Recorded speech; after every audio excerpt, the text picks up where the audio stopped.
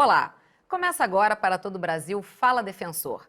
No programa de hoje, você assiste a segunda parte de uma série de 2 programas sobre o novo Código de Processo Civil. Estamos discutindo o que pode mudar na vida dos brasileiros com a nova legislação. Veja quem está aqui com a gente. O defensor público José Augusto Garcia de Souza, que é professor da UERJ, a Universidade do Estado do Rio de Janeiro, e o defensor público Felipe Boring Rocha, que também é professor, só que na UFRJ, a Universidade Federal daqui do Estado do Rio de Janeiro. Eu gostaria de começar esse programa, a gente já fez um anterior, falando algumas coisas sobre princípios, um pouco de histórico, né, de ser o primeiro Código de Processo Civil feito no período democrático, mas eu acho que uma coisa importante da gente falar, muitos operadores do direito nos assistem, mas também muita gente leiga.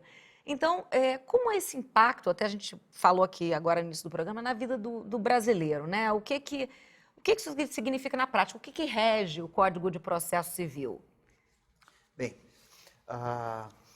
é um prazer estar aqui nesse programa, né, novamente, e isso realmente é um aspecto importante, principalmente para quem é leigo e é o destinatário do Código. Mas, veja, se a pessoa tem qualquer problema na área civil, um problema de uma indenização que ela quer, um problema locatício, um problema de família, um problema na área orfanológica. Então, a gente tem um Código Civil que vai ditar as regras que vão realmente reger a solução desses problemas, ou melhor, essas regras vão dizer qual o direito a ser aplicado ali. Só que essas regras não se aplicam automaticamente. Se eu tenho um problema, uma indenização que eu pleiteio em relação a um fornecedor de serviços, essa indenização, não, se tudo der certo, não vai para o meu bolso de uma maneira automática. Então eu preciso entrar na justiça, porque há uma resistência do outro lado, então eu preciso entrar na justiça, e aí sim surge a necessidade de um Código de Processo Civil que vai regular o processo que vai, se tudo correr bem, né, no final lá, me dar essa indenização. Mas então, praticamente, é tudo que é a área da vida do cidadão, né? Quer dizer, sim, família, direito sucessório, sim. que é mais? Mesma coisa, fazenda, consumo, tudo? Um divórcio. A lei civil diz, né, quando as pessoas, o que é necessário para as pessoas se divorciarem, quando é que cabe o divórcio, etc. e tal, né? Mas, se há uma resistência qualquer, ou, enfim, se a pessoa precisa ir de qualquer maneira, no caso do divórcio, a pessoa precisa ir à justiça, né, para fazer o seu divórcio, embora haja também uma possibilidade agora de fazer por escritura. O Código vai exatamente dizer como, né? Então, o Código de Processo Civil é o código do como. Ele diz exatamente como as coisas devem ser feitas para que se materializem realmente, né, na vida do cidadão. Daí a importância do Código de Processo Civil. Uma definição simples e didática, né? Com certeza. Bom, dito isso, eu queria que o senhor destacasse, quer dizer, alguns pontos que sejam relevantes, exatamente que mudanças a gente pode destacar nesse novo Código de Processo Civil. Por exemplo, a conciliação e a mediação ganharam mais força, não é, doutor Felipe? Com certeza. Já existe em andamento uma série de diretrizes segundo a qual o processo deve buscar de todas as maneiras incentivar a autocomposição entre as partes. Porque verifica-se que, do ponto de vista prático, é muito melhor um acordo do que uma sentença. É muito melhor você ter as partes se entendendo, chegando a um denominador comum, do que você tocar um processo para no final ter uma posição do juiz, que por mais preparado que seja, ele nunca vai ter a mesma qualidade de solução de conflitos do que um acordo. Porque o acordo ali é onde as partes se sentem mais integrantes da solução daquele problema. Não é uma solução imposta pelo Estado, é uma solução que é obtida pelas partes. E, além disso, tem um aspecto de tramitação do processo, tem um aspecto econômico, porque o processo é muito caro. Você ter um processo é muito caro. Muitas vezes, a demanda versa sobre um valor e o processo custa mais do que a própria demanda. É até um dado curioso que muito pouca gente percebe. que, às vezes, valeria mais a pena o Estado, ao invés de ficar discutindo, tocando aquele processo, pegar o dinheiro e toma. Sairia mais econômico do que isso. Só que, infelizmente... nunca tinha pensado sobre esse aspecto. Porque a gente, a partir do momento que o CNJ começou a fazer Depende do avaliações... valor da causa, né? Exatamente. Você acaba tendo uma percepção econômica do processo. Então, tudo isso pesa na hora de você direcionar como é que deve ser resolvida. E, sem dúvida nenhuma, a conciliação, além dessa qualidade da solução, ele também representa você buscar uma maior celeridade. Mas aí, na prática, agora, os tribunais vão ter que criar centros específicos para isso, não é? Exatamente. O código direciona nesse sentido. Porque... Mas tem prazo para isso? Os prazos, a gente tem um ano, como disse, tem um ano para entrar em vigor. Além disso, tem um prazo próprio para a implantação desses centros. Eu acredito que dentro de pelo menos uns 2, 3 anos, a gente vai ter esses centros funcionando e dando resposta que se espera deles. É claro que até da implantação, do treinamento, porque isso vai ter que passar por um treinamento, formação de mediadores e conciliadores, tudo isso vai levar um tempo. Então, até o cidadão perceber essa diferença, mas eu tenho muita fé, eu acredito muito nessa linha. Eu sou uma das pessoas que mais incentiva, eu sempre procurei adotar essa linha de pensamento de incentivar as pessoas a se autocompor. Então, a partir do momento que nós tenhamos mediadores, conciliadores bem preparados, bem treinados, com uma estrutura material, porque não adianta ter um mediador e, por exemplo, não ter uma sala apropriada para fazer atendimento. A mediação, por exemplo, ela pressupõe que as partes sejam entrevistadas individualmente, para depois ser colocadas juntas para poder buscar uma solução. Então, isso tudo é um processo que precisa de estrutura material, precisa de treinamento, etc, etc. Então, até a população sentir isso, eu acredito que vai levar alguns anos, mas é um objetivo que está sendo perseguido e eu acho que é um objetivo importante. Uhum. Outro ponto também seria a questão de um mecanismo que vai permitir aos tribunais adotar uma mesma decisão para causas iguais. Isso vai beneficiar de que forma a população? Quer dizer, setores como planos previdenciários, água, luz, plano de saúde, essas situações assim, podem ser facilitadas, digamos? Sim, certamente. Há dois mecanismos aí inovadores que são, primeiro, esse não tão inovador, mas uma ênfase muito maior na questão dos precedentes, né? da vinculação aos precedentes. Isso é uma questão muito cultural, realmente, mas se quer impor aqui, né? essa preocupação com uma uniformidade, né, em termos de jurisprudência, né, para evitar a tal loteria judiciária. Você, né, por uma questão de sorte ou azar, você obter um resultado X ou Y. Isso também no sentido também no sentido econômico, de sinalizar bem, né, qual é a linha do tribunal, e a pessoa já de antemão sabendo que a causa dela foge daquela linha, né, a premissa é de que a pessoa, então, vai ser desestimulada, né, a seguir naquela linha. Então, esse é um aspecto.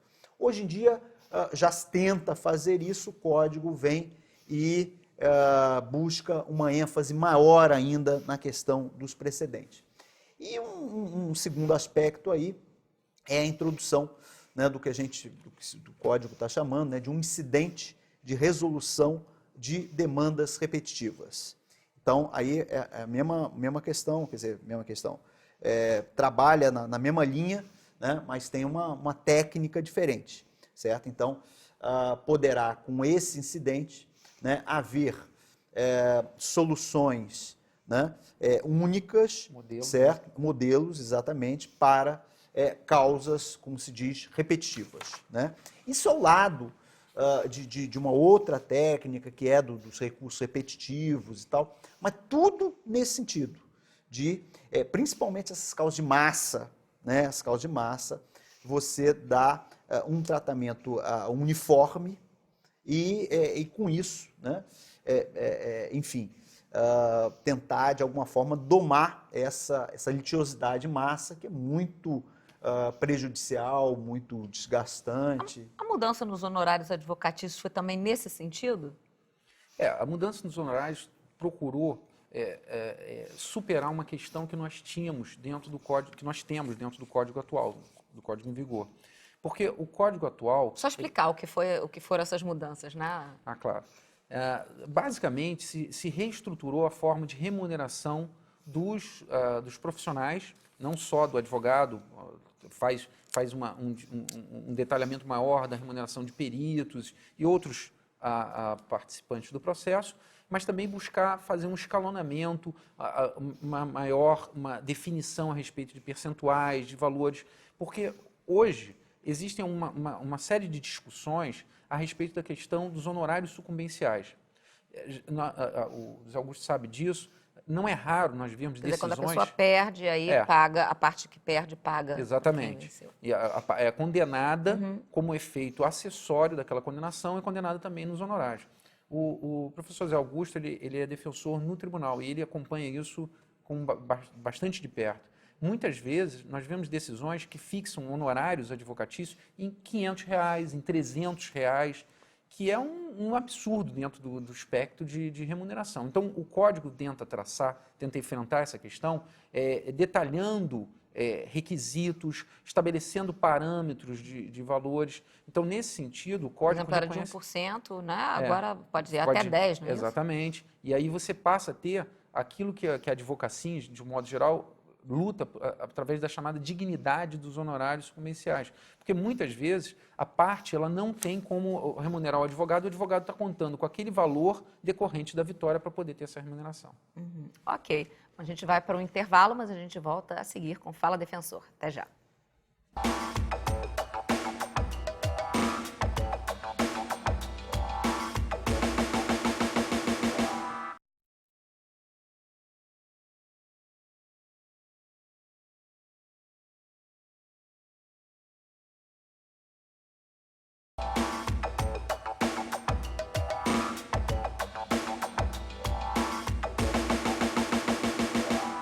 Estamos de volta hoje conhecendo melhor o novo Código de Processo Civil. E nesse novo código foram cerca de 60 referências à Defensoria Pública, não é isso?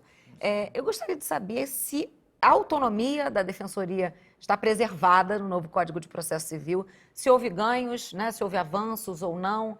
Como é que foi isso? Eu vou inverter, embora o doutor José Augusto tenha participado justamente dessa comissão de juiz. Toda hora eu estou começando com ele, começar agora com o doutor Felipe. Eu acho que nesse aspecto o novo Código de Processo Civil prestigiou demais a instituição da Defensoria Pública. No Código atual, a Defensoria Pública é mencionada em pouquíssimos dispositivos e de forma muito pontual. No novo Código, a Defensoria Pública tem um capítulo que fixa de maneira bastante clara, e graças, em parte, ao trabalho do professor José Augusto, que trabalhou junto com a Associação Nacional dos Defensores Públicos, para que fossem inseridos esses dispositivos. O novo Código tem um capítulo dedicado à Defensoria Pública, onde traça suas características fundamentais e muitas das suas prerrogativas. Isso é muito importante. Algumas pessoas falaram para mim, mas Felipe, isso aí já está na Lei Complementar 80, que é a lei que regula a Defensoria Pública no Brasil. Isso já está na Lei Complementar 80. Sim, mas estar no Código de Processo Civil é importante para o aluno poder estudar isso na faculdade, é importante para o operador do direito de uma forma geral. É muito comum, às vezes, o advogado que não está acostumado a lidar com a defensoria perguntar por questões de prazo. A defensoria tem prazo em dobro. Isso estando no Código, isso tem um papel didático, tem um papel pedagógico em que essas características da Defensoria Pública vão estar assentadas. Além disso, muitas vezes, a Defensoria Pública surge num caráter institucional. Então, o incidente de resolução de demandas repetitivas que o professor José Augusto falava há pouco tempo atrás, a Defensoria Pública tem assento entre aquelas instituições que podem deflagrar esse procedimento. Então, além do capítulo próprio, a Defensoria foi prestigiada com essas previsões em que a função institucional da Defensoria Pública foi ressaltada como um instrumento exatamente de busca do acesso à justiça. Algum aspecto a destacar? Olha, eu acho que esse é o aspecto principal, realmente. Em 1973, voltando aí a gênese do Código, que ainda está em vigor, mas a Defensoria Pública praticamente não existia. Então, não houve nenhuma menção à Defensoria Pública e depois, como falou bem professor Felipe, vieram algumas menções depois, por leis posteriores. Então, esse é o primeiro aspecto a destacar. Qualquer comparação que se faça entre o Código de 73 e o Código de 2015 tem que ressaltar isso. A Defensoria não existia em 73, e em 2015 ela assume realmente um papel bastante importante. E a gente falava sobre a questão da democracia. Esse é um aspecto de democracia substancial, porque não adianta um código num período democrático que tenha sido discutido, mas que não pense na maioria dos destinatários do código, que são as pessoas realmente carentes. Então, o papel da Defensoria Pública foi destacado no código, há realmente a participação da Defensoria Pública nesse incidente, que é uma das maiores novidades do código, e a definição clara da Defensoria Pública e da autonomia da Defensoria Pública. Então, pelo código, fica muito claro que a Defensoria Pública tem o seu espaço, assim como a advocacia tem seu espaço, e a gente, por exemplo, respeita imensamente os advogados particulares, claro. Lato sensu, a gente também exerce uma atividade advocatícia, mas cada um realmente tem a sua... Mas não teve um aspecto negativo? Quer dizer que toda e qualquer contestação apresentada pela Defensoria, que pode ser por negação geral, isso aí não pode ser um aspecto considerado negativo? É uma questão bastante controvertida. Primeiro vamos explicar o que é isso. Controvertida entre nós. Veja, Cris, o que acontece? Antes, o código atual diz o seguinte, que o que é a contestação por negação geral? É você simplesmente dizer o seguinte, olha, contesto. Então tem uma petição inicial de 50 laudas, super específica, sim, e para quem faz a contestação, ou seja, quem faz a peça defensiva, a pessoa não precisa seguir, não precisa observar o que a gente chama de ônus da impugnação especificada, ou seja, rebater fato por fato. Não precisa. Então, só diz assim, conteste por negação geral. Tudo que falou aí, nego. Nego. Veja, isso me parece razoável. Não, mas isso é possível no código atual só numa situação específica. Sim, isso que eu exatamente ia dizer. Por exemplo, quando é o curador especial, a Defensoria funciona como curador especial, Mas qual é a atuação do curador especial? É defender, né, os réus que foram citados por edital ou com hora certa. Ou seja, citados fictamente. Né? Muito provavelmente, principalmente em relação aos réus citados por edital, eles jamais vão saber da existência daquela ação. E a Defensoria Pública não consegue falar com o réu citado por edital, porque esse réu está em lugar ignorado. Então não há o contato entre a Defensoria Pública e o réu. Então se permite a citação por negação geral. É razoável aí, né? Mas estender isso a todos os casos da Defensoria Pública, sob a premissa de que a Defensoria Pública, em alguns estados, o que é verdade, a Defensoria Pública não está ainda suficientemente estruturada, né? É verdade. Mas a gente já dispensava essa facilidade atualmente e eu acho que poderia continuar dispensando. Isso para o processo não é bom. A gente não pode pensar só na Defensoria Pública, a gente tem que pensar no processo. E para o próprio réu que tem essa defesa, isso também não significa um ganho tão grande. No final do processo, geralmente ele vai perder. Quem faz essa citação por negação geral, geralmente vai perder. Que acaba sendo muito pouco bem embasado, é isso? Acaba sendo mal embasado? Eu vou além. Para mim, esse dispositivo é inconstitucional. Porque se nós estamos com um código que está adotando uma série de princípios, que está fortalecendo o contraditório e buscando tornar um processo mais integrado, um processo mais substancioso, um processo onde as decisões têm que ser mais fundamentadas, isso é uma contramarcha. Porque uma coisa é, por exemplo, você defender uma pessoa que está citada por edital. A negativa é razoável. Agora, se a pessoa está lá, você tem contato com o assistido, você lançar mão da prerrogativa, isso viola o direito do autor.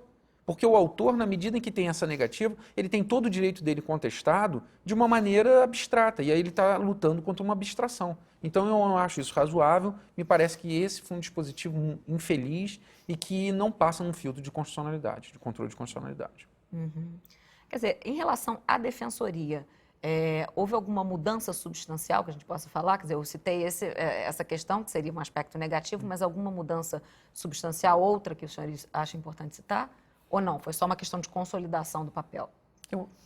Eu acho que basicamente consolidação, porque afora o fato da defensoria estar sendo inserida nesses elementos, nesses contextos de atuação, incidente de resolução de demandas repetitivas e outras coisas, o fato é que as normas que foram inseridas no novo código já existem dentro do nosso sistema próprio, dentro da nossa legislação. Não sei se o professor concorda. Uma outra coisinha, por exemplo, quando isso acontece muito na prática, o defensor público tem que ouvir o seu cliente, o seu assistido.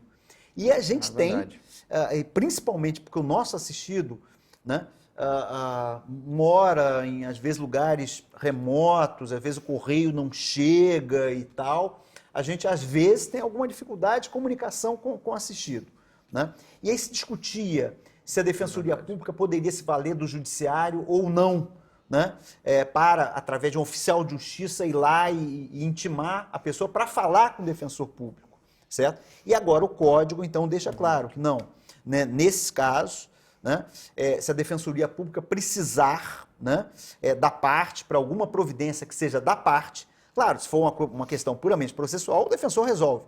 Mas se precisar da parte para alguma providência que seja dela, né, própria, inerente a ela, então o judiciário pode, realmente deve intimar essa parte a favor da Defensoria Pública, né? Então, um outro aspecto, a questão do incidente, é muito bom que a gente, né, seja também legitimado para propor para provocar esse incidente, mas fundamentalmente a questão do marco. Isso é muito importante, né, no plano institucional, isso é muito importante. E fico muito feliz, professor Felipe, com toda, né, a sua autoridade, também concorde comigo quanto a essa questão aí da negação geral. Eu acho que se procurou, de alguma forma, até agradar a Defensoria Pública, mas eu acho que a gente não queria isso, não. Ok. Bom, espero que a gente tenha conseguido esclarecer algumas questões aí sobre o novo Código de Processo Civil, mas o Fala Defensor de hoje vai ficando por aqui. Eu agradeço, então, muito a participação dos nossos convidados, o defensor público José Augusto Garcia de Souza, professor da Universidade do Estado do Rio de Janeiro, e o defensor público Felipe Boren Rocha, que é professor da Universidade Federal daqui do Rio. E você, se quiser entrar em contato com a gente, o nosso e-mail é faladefensor@dpge.rj.gov.br. Já o site da Defensoria Pública do Estado do Rio de Janeiro, se você quiser acessar, é o www.portaldpge.rj.gov.br. Na semana que vem, não esqueça, a gente tem mais um encontro marcado aqui no Fala Defensor. Tchau, tchau.